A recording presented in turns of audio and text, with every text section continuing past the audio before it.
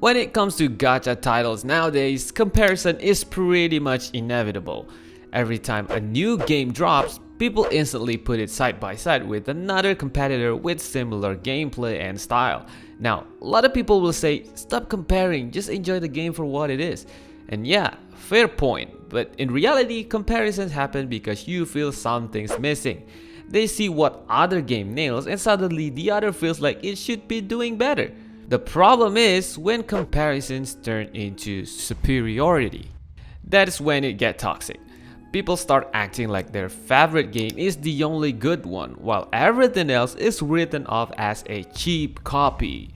And if you've been around the gacha space, you know how wild it gets. Some players go full crusader mode. They become the full-blown keyboard warriors, ready to die on Twitter threads, Discord rants, and even comment sections. And let's be honest, a lot of that energy comes from personal investment. Some of these people literally spend their lives saving just to pump out sales numbers and flex their game as winning. And in a way, it's valid. They just want to support their developer. It's a mutual benefit for both parties.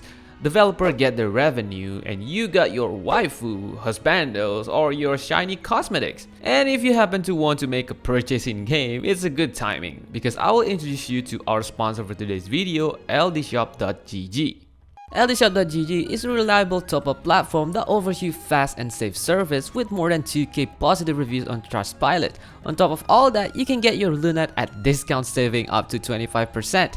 All you need to do, choose your top-up, proceed to payment, fill the required info, and your order will be here in a minute. The first recharge bonus will also be activated after the top-up, so you don't need to worry. On top of all that, spend $80 in a month to claim free Lunite subscription. Newly registered user will get 15% off coupon. Not enough? Use my unique coupon for another extra 5% off that you can find in my description box. So now let's get into the video. So, is comparing games or gacha games is actually bad? Sometimes. So we should never do it then. Not really, because here's the thing, every game's got flaws. No matter how polished it looks on the surface, there's always going to be a crack once you spend enough time with it. That's the reality. A lot of titles feels amazing at launch, shiny, fresh, everyone hype, but as the weeks roll on, they start feeling flat, the shines wear off, or the updates not met the trend standards. In the gacha space itself, that effects got amplified.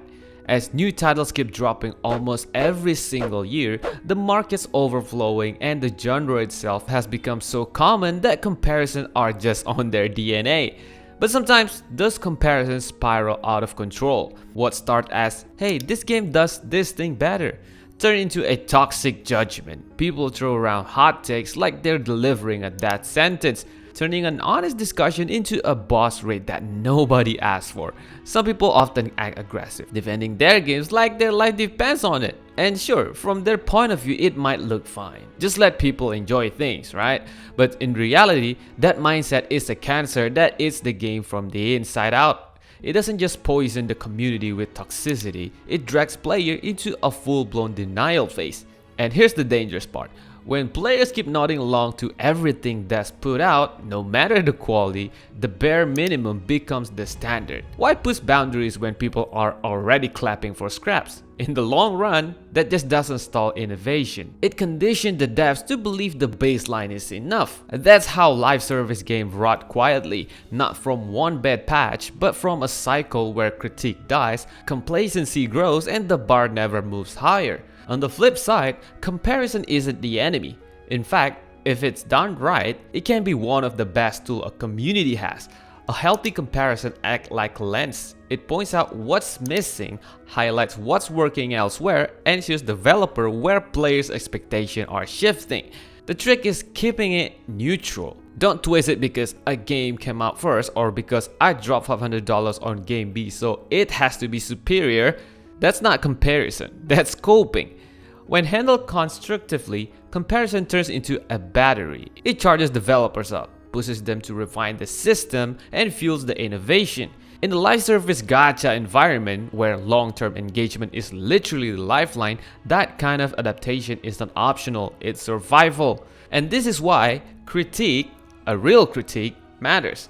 Most of the time it gets written off as negativity, but the truth is, it's the heartbeat of development. Without those feedback loops, even the uncomfortable ones, game risks going stale. People compare because they are care, and in a scene that is competitive, those comparisons are often sparks and keep a live service title evolving instead of flatlining. Take Genshin, Wuthering Waves, and Honkai Star Rail for example. There's no denying these titles are in direct competition, and comparison, that's basically breakfast for each fandom. When Genshin first dropped, there was not much to compare it to, because it was the standard. As long as game hit Genshin level, people were satisfied. But after Wuthering Waves release, and suddenly, the conversation shifted. For players, it might just feel like another round of who's better debates, but for the developer, that noise is a market signal, one that literally decides the future player base. And I think we've seen it in action, as many Genshin players shifted to Wuthering Waves, not because Wuthering Waves is perfect, but because it delivered improvements that people had been begging for in Genshin for years. Small things, but impactful. Remember when Wuthering Waves just launched and people start to compare the details between Genshin and Wuthering Waves in terms of character detail, like hair and stuff?